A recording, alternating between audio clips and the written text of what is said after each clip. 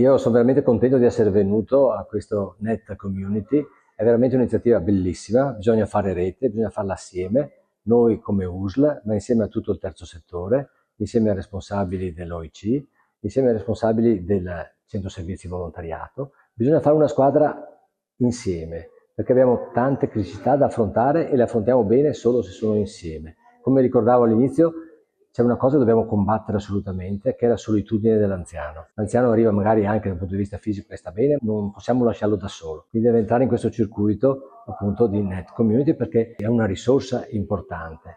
Poi da responsabile di liste d'attesa dell'USEU Ganea ho ricordato come non basta dar prestazioni sanitarie, anzi certe volte ne diamo pure troppe. Bisogna far capire alla gente che la cosa più importante sono gli stili di vita, lo stare insieme, avere relazioni, darsi da fare per gli altri.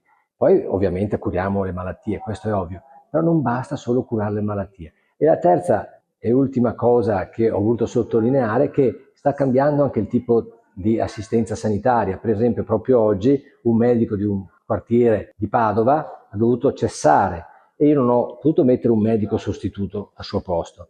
E quindi dobbiamo pensare anche che la gente dovrà fare 6 km per andare dall'altro medico finché non trovo un medico nuovo e quindi anche lì la gran parte delle persone non ha bisogno di aiuto, ma ci sono invece gli anziani fragili che magari con dei pochi caregiver e allora bisogna che anche lì ci aiutiamo con le associazioni di volontariato per rendere questi trasporti più facili per l'anziano. Come l'altra cosa che è stata detta molto importante, che sta già facendo anche l'ASCOM con i Net Corner nei negozi, aiutare le persone anziane anche dal punto di vista informatico, a prenotarsi una visita, a cambiare medico. Ecco, questa veramente è una cosa utilissima che insieme a tutte le altre proposte dalla Net Community fa sì che siamo ottimisti per il futuro.